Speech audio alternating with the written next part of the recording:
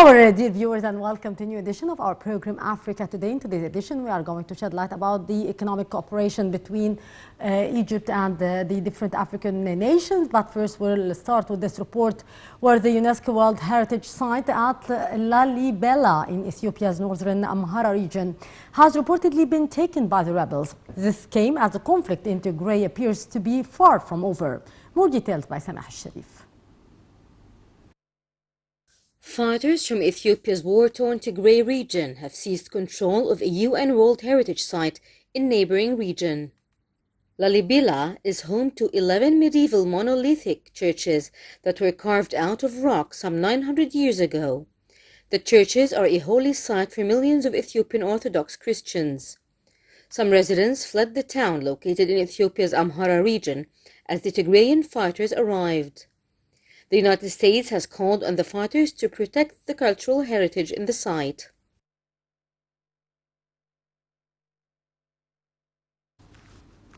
Weekly COVID-19 deaths in Africa reached a record peak in the week that ended on the 1st of August, marking the highest 7-day toll since the onset of the pandemic in the continent. The numbers were announced by the World Health Organization. More details. A record number of people died from the coronavirus this week in Africa, where the authorities began the rollout of 400 million vaccines to contain the spread of the disease. More than 6,400 people succumbed to COVID-19, while new infections rose by almost a fifth. The numbers were announced by the World Health Organization's new vaccines introductory officer in an online briefing Thursday. She said the number of vaccines delivered to African nations jumped 12-fold in the last 2 weeks of July, compared with the previous fortnight, bringing the total number of shots delivered to 91 million. The African Union announced separately that it has begun monthly shipments of COVID-19 vaccines acquired under an agreement with Johnson & Johnson. The continental body signed an accord in March to acquire 220 million doses of the J&J shots, with the potential to order an additional 180 million doses. The World Health Organization called for a greater effort to encourage people to take the vaccine on a continent where only 1.6% of the population has been fully inoculated. That compares with rates of 51% in the European Union and 50% in the US. Health authorities in Africa plan to vaccinate 30% of the continent's inhabitants by the end of 2021, according to the World Health Organization.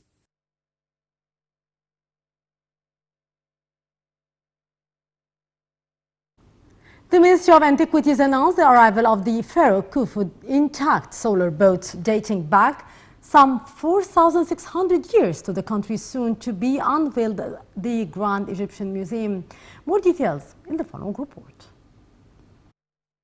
Egyptian authorities have transported the Pharaoh Khufu's intact solar boat dating back some 4,600 years to the country's soon-to-be unveiled Grand Museum. Solar boats were buried in pits next to royal burial chambers in the belief that they would transport the departed into the afterlife.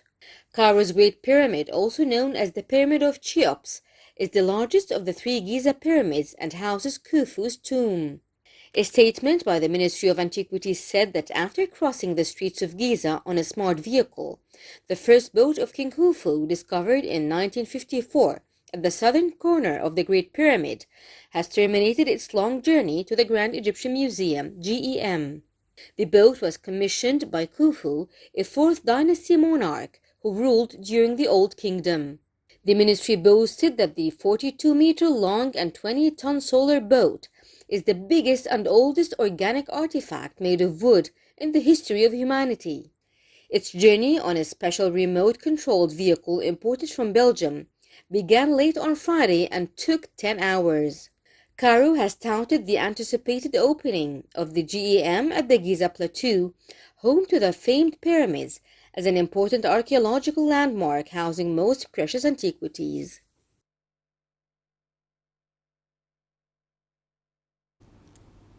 To shed light about the economic cooperation and trade cooperation between Egypt and the different African states, we are very much delighted to be joined over the phone by the Dr. Yousef Mazhar, former assistant to the Minister of Trade and Industry.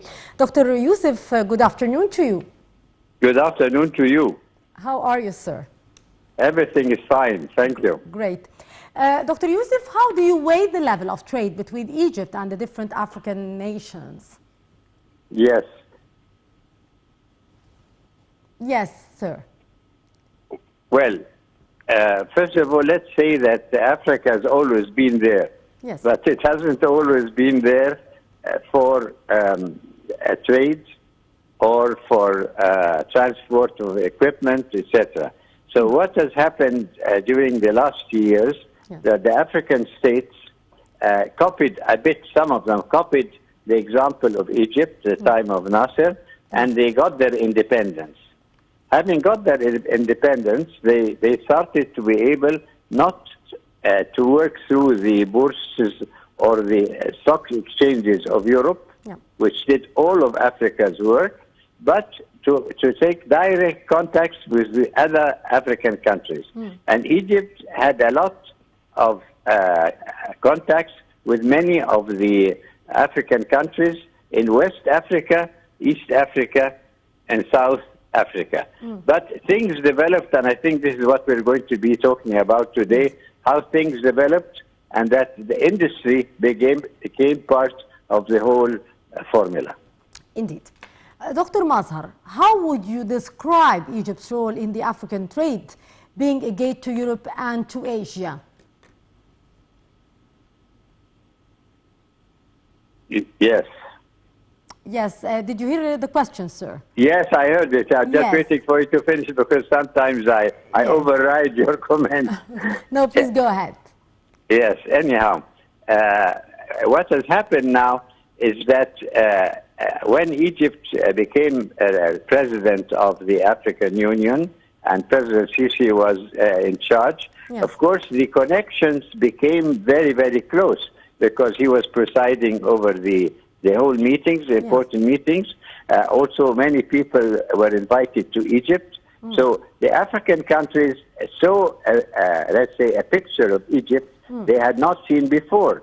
And they were taken to our industries here, and the president honored them and feasted them and gave them all the help. So they saw a new client to deal with, not the traditional client, which was usually through the bourse or the stock exchange of Geneva or London, but directly with Egypt. That's the political side of it. Yes. Sir, from your point of view, what hurdles face the trade ties between Egypt and the African countries?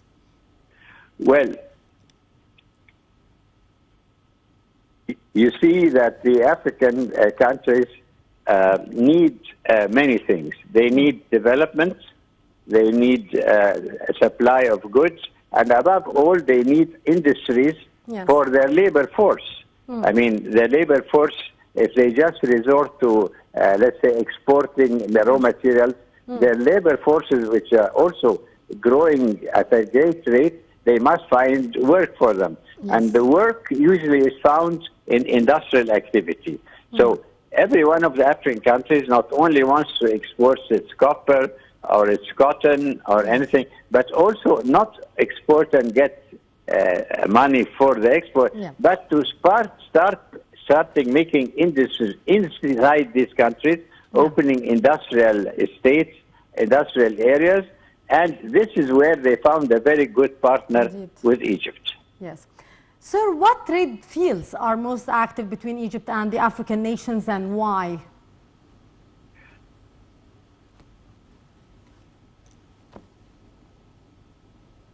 Yes, well, the thing is that at the beginning, of course, it was the very simple things. You had countries, you had embassies, you had, let's say, the persons in the embassy in charge of trade connections, and it went through the official channels. But sooner or later, through groupings like COMESCA and these groupings, which were in West Africa, South Africa, people got face to face. So there was a chance. And then the needs came out. Let's say the needs even came out not only for industry, but also for construction. And you know that we did build a dam, or we're building a dam in one of the African countries. Yes. And building a dam means masonry, it means construction, and also means delivering equipment, electrical equipment, which Yes. our electrical companies are making. So you have a very good face-to-face, a large combination between Egypt and an African country. Yes. Sir, talk of Cairo-Cape Town route aiming to strengthen the intra-African trade resurfaces every now and then. What are your expectations for the implementation of the project, and how would you list its benefits?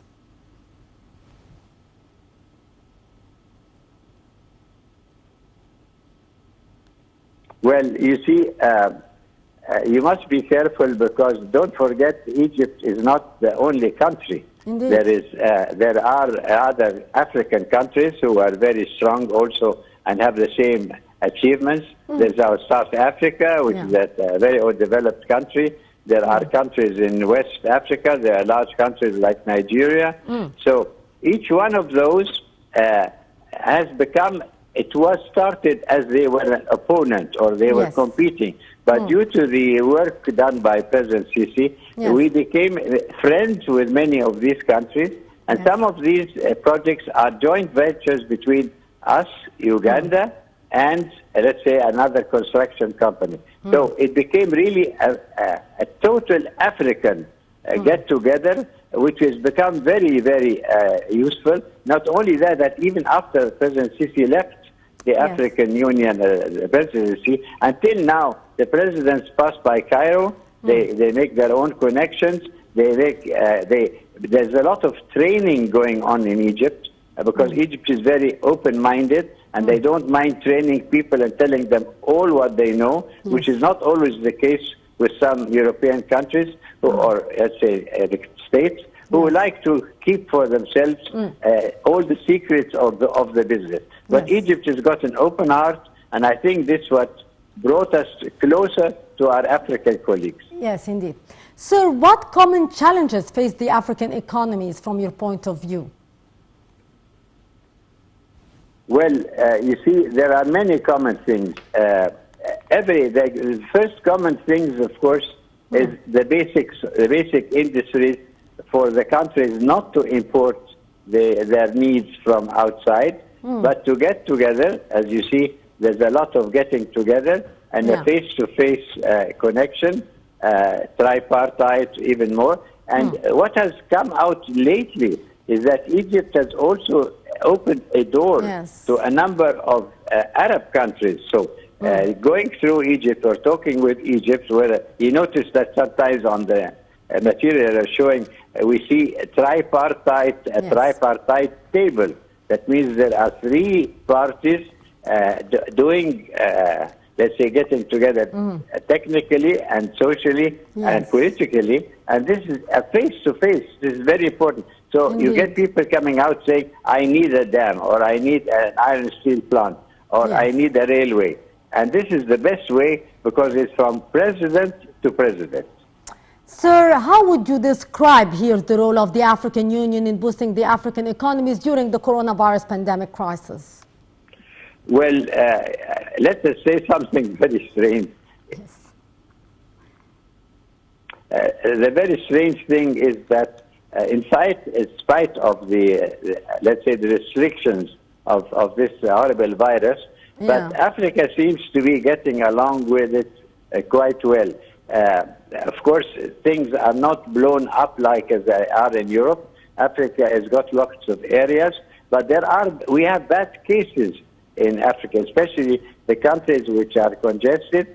But I want to say we must turn a problem into an advantage, because if our countries can get together with the president, as you see, is attending all these meetings, if we can make a joint vaccine production, and if we can make joint, let's say, distribution, or rush distributions from one country to another. Egypt has done that. Rush nurses, rush equipment, let's say, all the kind of things that you need to fight a pandemic, surely this is a bit stronger, let's say, stronger front than being alone. And we can also compare a lot of the, let's say, the advantages. Egypt already has got production, has started production. Its medical staff is very strong. You also notice that we are sending flights into countries that have got sudden influxes. So this is, I think, we are benefiting other African countries, and I think we are also benefiting from them. So nobody is going to have a one-sided advantage. It must be two-sided. But the big thing in this era we are in now is the face-to-face communication. And this has been an amazing feat of the Egyptian, let's say, control. And also the friendship between the different countries. Dr. Mazhar, what more can the EU do to assist the African nations badly affected by the coronavirus repercussions? Well,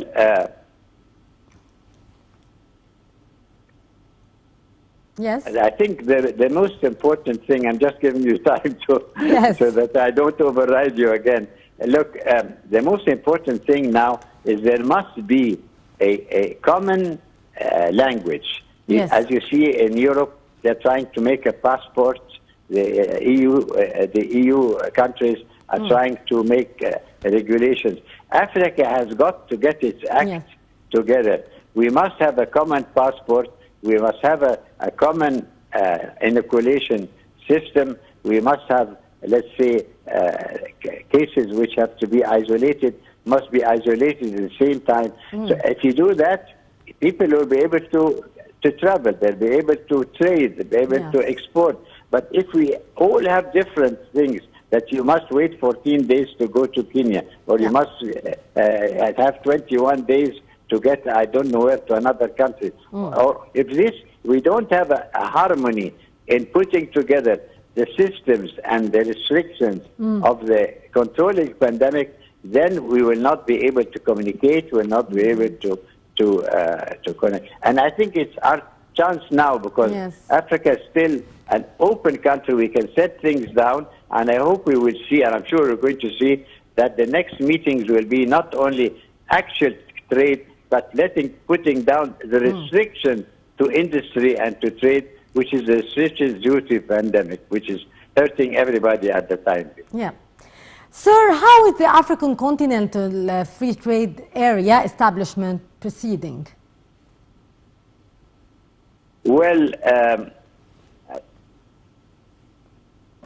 there are many points as we keep on talking about it, and they are changing. The thing is that the news every day, also if we keep on just 1 or 2 minutes more on the pandemic, as you know, we've got another, let's say, a version of this pandemic, and it's the Delta. And the Delta has got certain conditions which is spread much quickly. So that means that if things spread much quickly, and you want to trade and you want to export, people will have to move. And these people have to be able to fly, to contact, to give offers, to send workers, to start their work. If there's any differences in the, let's say,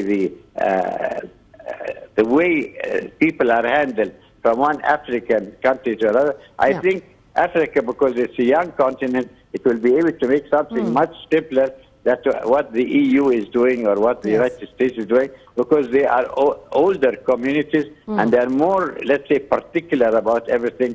We are still a young continent, and it's large. People are not so crowded as they are in Europe. I think we can have a very good system, at least in Africa. And then the next step will be take this system, show it to the EU, try and get the whole of Africa to get into the EU or to get into the United States of America or any of France or any of the countries, and make another agreement. So I think like this is from the organizational point. From the, let's say, supply point of view, every time there's a new change, let's say the whole system changes, we must be quick to react to the new versions quick to have very competent people, quick to send them, and we have aeroplanes every now and then flying from our ports. I think we're on the right track.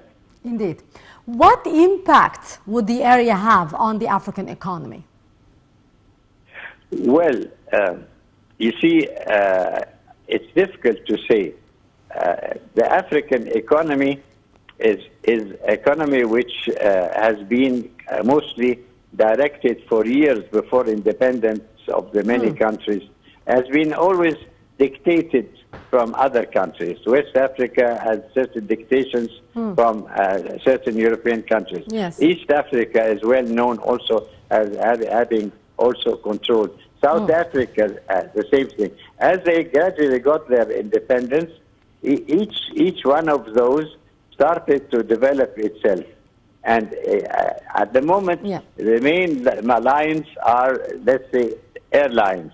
But as you see, we are trying now even to trade and to deliver electricity to other countries. So when we talk about industry, it's not only making products or making, let's say, selling products from one to other, but also moving power, moving electrical, let's say, the electric requirements, building dams or regulating the water in the continent. This is also a means of communication. If this works, it would be something really not only political, but also helping everybody to be a better country on its own as a member of the African Union. And I have been to Africa, as I think I told you in one or two previous programs, and I was very welcome there because I went there as a UN expert, and when I see what has happened at that time, making industrial projects common from one country to other. Also, you don't forget the Egyptian police and Egyptian army, the police in particular, the security forces for many of the African troops are being trained in Egypt. They're trained in the academy, Force Academy, and they are trained their own trainers. So now the people keeping peace in Africa have been trained in our own academies. This is a marvelous achievement and up to date. And the result of this, they are asking for more let's say, training courses and more experts. In fact, the highest level of let's say, personnel in keeping, let's say, Africa safe from the point of view of the police is with African manpower, which is a very big plus point for this present Sisi regime and the Minister of Interior. So I think we've got a lot there going. Indeed, Dr. Yousef Mazhar, former Assistant Minister of Trade and Industry. Thank you very much, sir, for your precious input and for being with us today with that very important input. Indeed, with that, our dear viewers, we come to the end of this edition of Africa Today, where we have been talking about the economic cooperation between and the trade cooperation between different African states. Many thanks for watching.